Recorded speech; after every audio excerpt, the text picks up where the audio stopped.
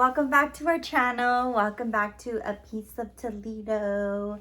It's been a minute since we've posted on YouTube for obvious reasons because baby Mateo is here. So, say hi everyone. I'm Mateo Xander Toledo.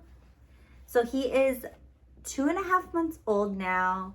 And that's a big reason why we haven't posted on YouTube. It's because we wanted to spend some time with him, spend some time with Riley, our family, our friends. And then also too, I wanted to take some time to really think about what I wanted to say and coming back on here and just us explaining what this video is going to be about. But without further ado, let's get into it.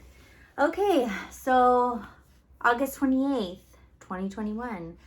It's the big day. I'm gonna try not to get emotional because it's a very emotional subject to talk about my birth experience, just because it didn't go how I planned it, how we planned it.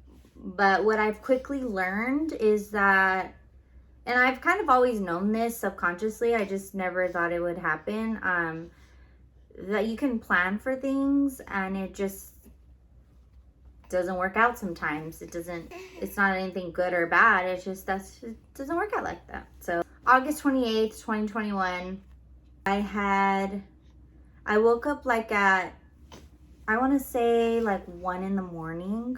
I was 39 weeks.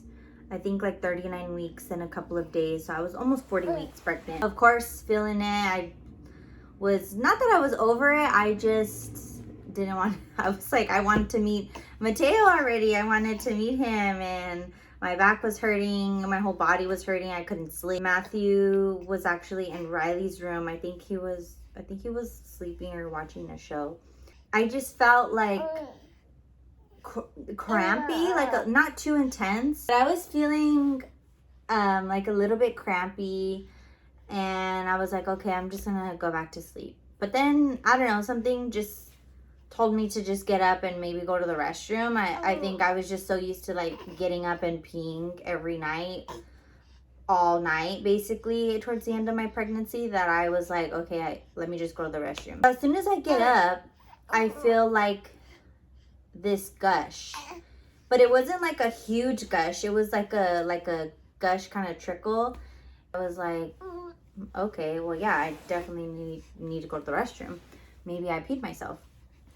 Nope. So I go to the restroom and there's like a little bit of blood. I mean, correct me if I'm wrong, or, you know, if you're someone who's pregnant or has been pregnant, anytime you see blood, whether it's beginning, middle, or end of your pregnancy, you freak out or you get nervous, which that's me 100%. So I was like, okay, it's not like too much, but maybe I should call the doctor, because then it was also like liquidy. And I was like, well, maybe I need to call. So I woke up Matthew. He like gets up immediately and he was just like, yeah, I think you should call then. I think it's maybe like your like water breaking. And I'm like, no, I don't know. I called and the lady basically told me, or the nurse told me, it's normal. It could be you losing your mucus plug. And if that is the case, then you don't need to come to the hospital. She told me, you know, not to worry too much, but that if I did feel like it was my water breaking, I need to go to the hospital. And Matthew was like, well, what do you want to do, babe? Like, are you like, okay? And I could tell like he was trying to be calm too. And because days before that, we kept like, not betting, but we were just like, okay, he's going to come this weekend, or he's going to come today or the next day. And it just wasn't happening. So I was just like, you know what? I'm going to shower. Maybe we should go. I shower. Oh, you want to talk to the camera too? So I take a shower. We get our bags together, and it was like 1:30 in the morning, almost 2 o'clock. So I mean, I was gonna call Riley because she was actually at her dad's house, but it was late. So the only person I called was my sister. I told her what was going on, and she was like, okay, well, let me know if anything happens. I called my mom. I think Matthew called his mom, or I might have called his mom. They just were like, okay, well, let us know. So we get there, we get to the hospital. I get checked in, And then they had Matthew, because of COVID, they had Matthew wait outside of labor and delivery. And then obviously if I was going to get admitted, then they would let him inside. Just for the purposes of seeing whether my water broke or not, because again, I didn't know if that's what was, if it was just blood or if it was just liquid. So what they do is they have to like test it, but that test can take like up to an hour or two. So in the meantime, I had to wait in like their little intake room and just wait for the results. And the doctor did come in and had a feeling that's what it could be. She was like, let's go ahead and give you like a COVID test. When you're gonna go into labor, it's just like at least at my doctor's office, they have to test you. So that's what ended up happening. Baby was fine, everything was fine, and they checked me and I was already 4 centimeters dilated. And the nurse was like, are you starting to feel contractions? And I was like, well, I feel like very mild cramping, but nothing too like crazy. And she's like, well, you're talking to me now. So if, you know, when you're not able to talk is when I know that it's intense, you know, with labor and everything. So I was contracting, but just very irregularly. I was just basically a sitting duck, just waiting. Matthew was waiting outside. The test came back and it ended up being that my water did break. Liquid was coming from high up top, I guess. I'm not a medical doctor, so excuse me if my terminology is way off. They did decide to admit me, and then we were at the hospital. We stood. It was go time from there. And let me go ahead and insert some of those clips here now. We are in labor. We are officially admitted, waiting for baby Mateo's arrival, and I'm feeling okay. I got the epidural, and now we are just waiting. We will go over like our birth story and everything. Right now we're just going to rest, take some time, and we will get back with you guys soon. So this was our hospital room where we were waiting for baby Mateo's arrival, and we were literally just hanging out, getting rest. Matthew was on his phone watching The Office. I was trying to get some sleep as best as I could, and we just had so much fun in here, cracking jokes, making videos. It was fun. So once we were admitted, we were just told to get comfortable. And let me just rewind really quick. When we got pregnant with Mateo, we always had a specific birth plan. Matthew and I would always have conversations about how we wanted our birth to go, how I wanted it to go specifically. What we wanted was obviously for the baby to come out healthy and happy, and for myself to be healthy. Something that I just never put in my mind was a C-section. My doctor, when I would see her regularly, she reassured me that most likely my labor and delivery would be the same as it was with Riley, so that's what we planned for. And C-section was just not in my mind. Thinking about it now, it's so crazy because that's what ended up happening. I don't want to like make it so negative. When I found out that I needed a C-section, my mind went dark and I went into a negative headspace. So, but leading up to that, the doctor had told me that she was gonna come in and break my water, the rest of my water. The nurse told me, okay, now that your water is breaking, your contractions are gonna be more consistent. They're gonna come on more aggressively. You know, the nurse asked me, do you want the epidural? My birth plan was to go through labor as progressively and as much as possible before getting an epidural. I knew I was going to want to get one. I just didn't want to get it right away. I wanted to see how much of the pain I can take before I just, you know, wouldn't be able to take it anymore. But she did tell me, you know, it does take a while to put in the order, and by the time the anesthesiologist comes in to do it, you might as well do it now. It's going to take a while anyway. So that's what we ended up doing. I ended up getting the epidural because they started coming consistently and I started feeling it more. I'll put a clip here too where you can see like my face. It was just like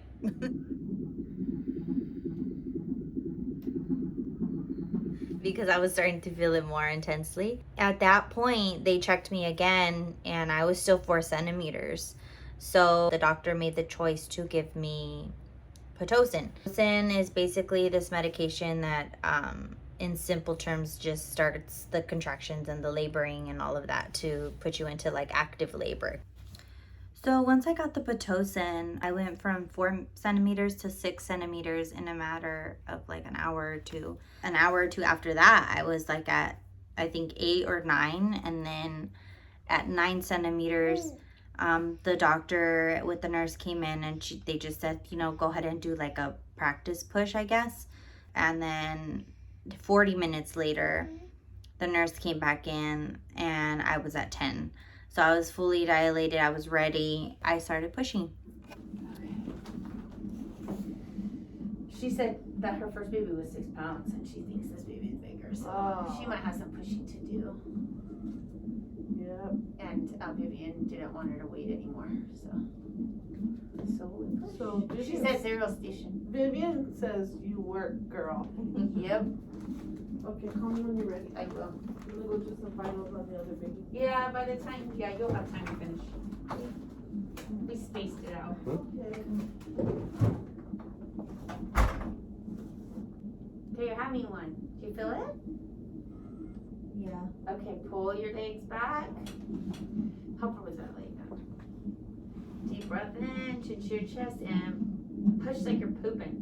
1, 2, 3, 4, 5, 6, 7, 8, 9, 10. 3. Go again. 1, 2, 3, 4, 5, 6, 7, 8, 9, 10. Good job. One more time. 1, 2, 3, 4, 5, 6, 7, 8, 9, 10. Relax. I started pushing. Everything was fine. I was pushing fine because when you get the epidural, you're numb from like the mid stomach down. You feel like pressure, but sometimes it's not pain, so you don't know, or you might need help with the nurse telling you, okay, push now.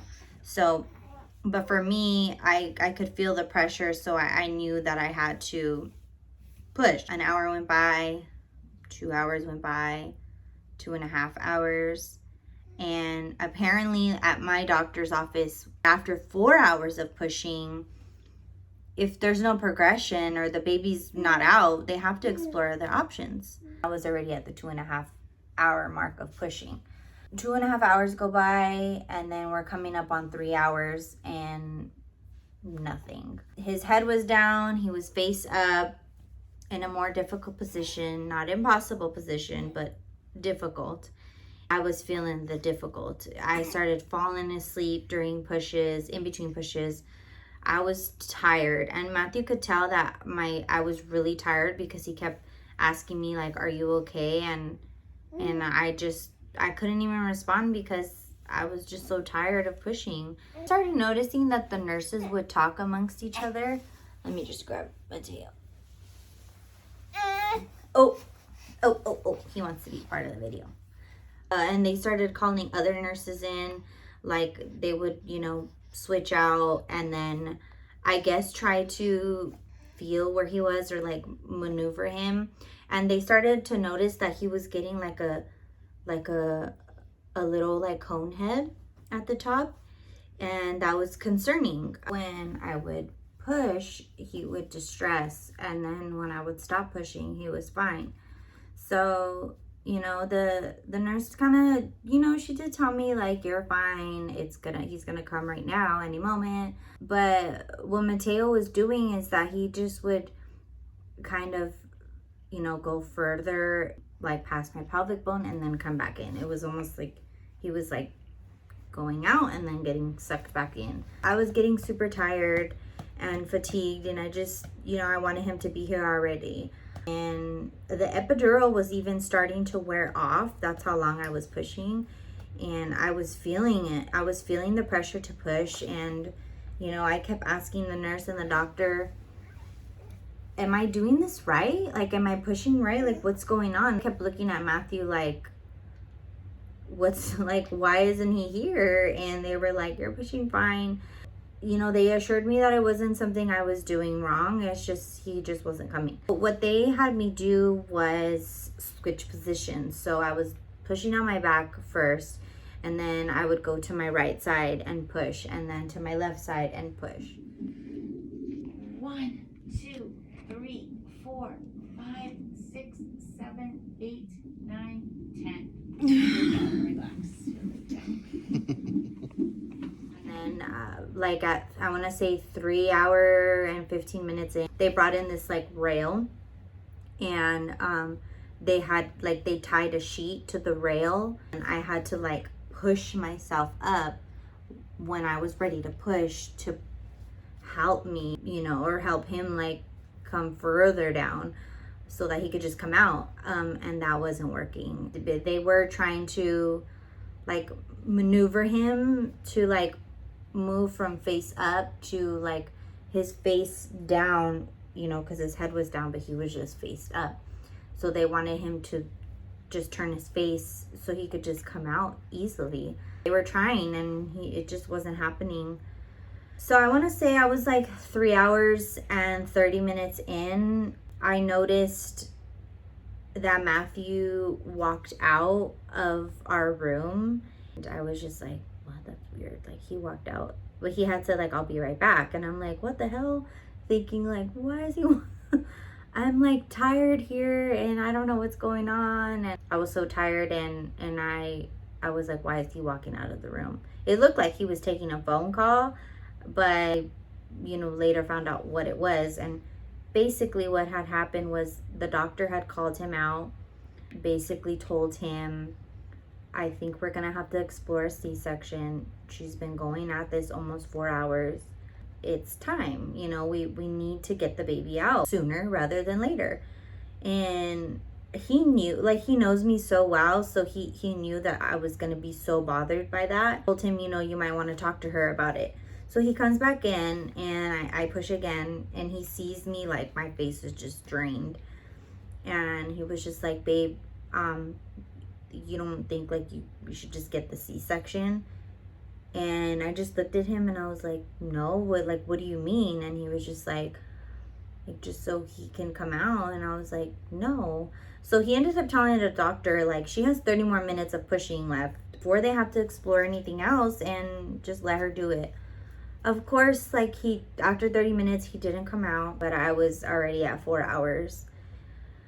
So the doctor comes in. She just breaks the news to me, and she's like, you've been going at this for 4 hours. You're very swollen. We have no other choice. We have to get the baby out, C-section. And I kid you not, my face just blank. I knew why, because I was pushing for so long and he wasn't coming, and they needed to get him out. I wanted him to come out, and I just couldn't believe that's what I was hearing I needed to have done in order for him to come. So I looked at Matthew, and I was just like, I'm sorry. And he was like, why are you sorry? What are you sorry about? What the hell? And I just looked at the nurses, and I just told them I failed. And they were like, no, Mama, what do you mean? No. When you go through something like this, and I know I'm not the only one, not the first, not gonna be the last, you feel like your body failed you. Especially for me, because with Riley, nothing like that happened. Doctors and the nurses told me, well, honey, you were 10 years younger.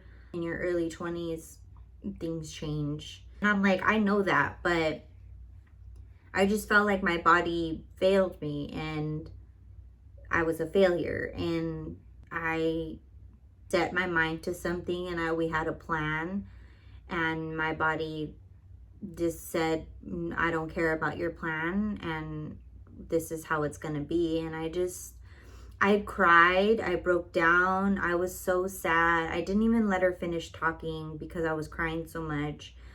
After that, it was such a blur because they had to hurry up and get things going for the surgery to happen. I didn't tell anybody, we didn't tell anybody, and I remember like all of our family and friends went hours without talking to us. Like, we had so many text messages. Like I said, Riley was with her dad, so she was calling us. We weren't answering. I didn't want anyone to know, which was impossible because people were going to find out. They were going to know something. People knew something was up because we weren't updating them. Like, we were updating our family and friends the whole time, and then it just stopped because of this. So for some reason, I just felt like ashamed and just like I failed Mateo. I wasn't gonna get the birth experience that I wanted. Just so my head went into like this negative headspace. So we needed to get the C-section, and they went over like the risks, and that's always scary because there's risk in everything, but there's major risk in this because it's a major abdominal surgery. I just was like, wow, like how the hell am I gonna recover? Like, I don't know anything about it, and I didn't think to educate myself on it. And I was that person watching all the YouTube videos, reading all the things about labor and delivery, and I didn't even consider watching anything about C-sections. I mean, I've heard of experiences, and I've talked to people that have had C-sections, and I just, was like, okay, like, well, it probably won't be me, to be honest. And I was very wrong, obviously. I have to say that if it wasn't for Matthew just being there and being by my side and telling me like stop saying sorry and stop like we got this, we're a team, like Mateo's coming, I don't think I would have gotten through it or like that first 24 hours, because it was hard being in there and like being the last person to get to see your baby because you're in surgery. It just does something to you. Like, it did something to me mentally because I'm like there on the table and everybody, like, I just felt so vulnerable, and like you're just there and you're exposed and they're cutting you open to get the most precious thing on this earth out for his safety and my safety. And I can't even like move. I can't even look. I can't even see him or hold him right away. That it messed me up mentally. I just was like, and I wasn't prepared for it. But they take us in. Matthew had to like put his scrubs on. I went in by myself. They had to like hook me up to all kinds of things like oxygen and other stuff I don't even remember. They like had to like shave my stomach, which was weird. Yeah, and I remember them just telling me, you'll be okay. And I was like, I'm not going to be okay. Shortly after Mateo was born. And nice,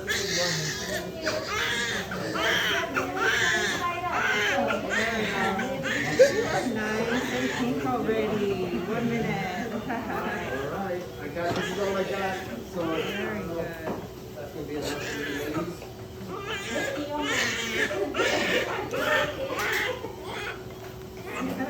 yeah, his name is Mateo. Yeah.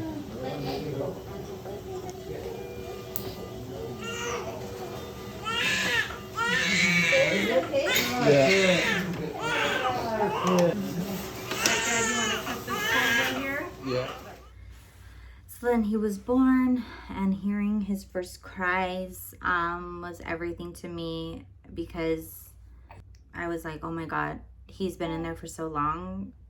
I just want to make sure everything's okay. And I heard him cry, and I asked Matthew to go check on him, and I was crying, Matthew was crying. We were just like, I just couldn't believe that he was here after everything. Like, he was here. I had been dreaming about his face for so long, his little face, and it ended up being exactly what I was dreaming about. All feelings aside about having a C-section, that was like the greatest part of everything, obviously, and the biggest blessing, because he was here and healthy and everything was good. There was no issues. They had the NICU come down just to check on him, and he was good. He was a good healthy 7.5 pounds. You know, everything was fine, which was what I wanted. It's just not how I wanted it to happen. I really wanted to make this video not only for myself, but just for other moms who have gone through similar things where you have to get this C-section that you just feel like you failed. And after leaving the hospital, everything, I just felt everything. Not only the pain, but like the baby blues. I would say like a part of it was a little bit of like a borderline of postpartum depression. And I'm only just saying slightly because I wasn't depressed. I don't think I was just more, maybe I was, I don't know. I just kept thinking about it. I kept thinking about it. I kept like thinking like, okay, when is the pain gonna go away? Like, when am I gonna be able to work out? When am I gonna be able to like look at myself in the mirror and be like, okay, this is Selena again. I wanted to like rush. Like I was just like, wanted it to hurry up and be better and in the blink of an eye. And I had just went through this major abdominal surgery for this precious gift in the world. And I was like, okay, well, when am I going to start feeling better? Because it wasn't happening. Like I wasn't feeling better. If anything, I was feeling worse. Just I would look at myself and I would be like, oh my God, like ugliness. Like this is ugly. Like, and I would catch myself looking at other YouTube videos and other girls that have had a C-section, and I'm like, how do they look so good? And I not only look terrible in my eyes, but I feel terrible. Feeling like you can't help yourself because you're dependent on your spouse. You're dependent on someone else to take care of you when you have to take care of your own little one. For me, that was huge because I'm like, I kept thinking like if I would have had a vaginal delivery, it would have been fine. Like, yeah, I would have been bleeding. I would have been sore. I would have been in pain, but it wouldn't have been this type of pain. I wouldn't be, you know, scheduled to go check my incision in a week from now. I wouldn't be scheduled for me to take off like my bandages to make sure my incision is healing. It just messes with you mentally. At least for me, I would cry. Like I would have moments of just me crying. Matthew coming in and being like, were you just crying? And I'm like, no, I wasn't crying. And he's like, I know you're crying. What's going on? And I'm like, I just want to feel like myself again. And I don't. I didn't feel like myself. And I still don't feel like myself. I still have a lot of progress to make mentally, physically, emotionally. And I am getting there little by little. But in the beginning, I would catch myself wishing that I was still pregnant. Just because, you know, when you're pregnant, you don't know. There's an unknown. You have plans and you hope and expect that those birth plans are going to happen. You're just pregnant and enjoying the holding your stomach and laying down, taking naps and all that. And I would catch myself wishing I was pregnant again. And that wasn't good for me because it was taking away like the moments from him, like he's here. That was the only time that I was feeling happiness, was looking at him and holding him. But even like holding him, I was like in pain because I had this major abdominal surgery that I just didn't plan for. And I just kept like blaming myself. I kept like thinking about it. I was so fixated and obsessed with it. I just was like, this is unhealthy. Like I can't. I would talk to my sister, my mom, like my mother-in-law, Matthew, even Riley. I would talk to them and just tell them like, I want to feel comfortable. Like something so simple, just feel comfortable in my own body, feel comfortable wearing something so simple like underwear. And I wasn't. I'm still not there, like I said, but I'm working through it, and I feel a lot better. That's why I'm making this video, and that's a big reason why I didn't want to make this kind of video, because I wanted to be able to like talk without like crying, because when I do really think about it, I get emotional because it's not what I wanted. It's not how I wanted to experience having my son. Now that he's here, I feel, like I said, a lot better, and I'm just so thankful and blessed for my family, Matthew's family, for Matthew, Riley, for just being there for me in my moments of like that negative headspace. By the way, it's nothing against C-sections or people that even have elective C-sections. It's just for me, like it wasn't what I wanted or what I planned. But for anyone out there who feels the same way or went through the same thing, it will get better. And I have to keep telling myself that as well. Like it'll get better. I will, little by little start to feel like myself again in my own skin. I will get there, especially working out and eating right. I will achieve those goals again. I am excited to go through the journey of getting back to like my pre-pregnancy weight and just feeling comfortable in my own skin. I am working towards that right now, just doing little things, something as simple as like curling my hair, getting my nails done, getting my toes done. I'm trying to like take care of myself that way as well. And then not only that, but like being active with the baby and with Riley, and just being busy and remembering that I didn't fail and my body didn't fail me. It's just sometimes we plan for things and it just doesn't work out, and that's fine, because a lot of the times the end result is still going to be the same. And in my case, it's this beautiful, happy, healthy baby. He's sleeping right now.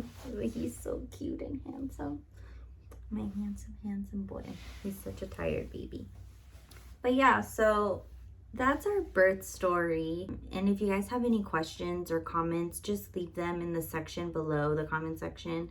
Let me know what else you guys want to know. Let me know, if you went through the same thing and what you did to help you like feel better. For me, it was like knowing that I was like 6 weeks postpartum, 7 weeks postpartum, 8 weeks postpartum. I think that did something to me mentally, because I was like, okay, like if I'm 7, 8 weeks postpartum, my body is like really healing itself, and I'm little by little like starting to do things like just like walk up and down the stairs even, and like be able to just lift things, drive. So stuff like that like helped me mentally. So just let me know like what helped you guys, for whoever has gone through the same thing. Or even if you want to just like talk, we can talk. You can reach me on Instagram. Thank you guys for letting me come on here and talk about my experience. It is therapeutic for me, and I appreciate all of the love and support we've been getting with Mateo, Riley, our little family. I can't wait to record more content for you guys and to come on here and have these like conversations. I think it not only helps myself, but it maybe hopefully can help someone else who's going through or has been through the same thing. But I will wrap it up here. Don't forget to like, subscribe, comment down below, go follow our Instagram, and thank you guys so much for joining and listening to our birth story. Until next time, bye guys. Goodbye, Mateo. He's sleeping. A little sleepy guy. Bye guys.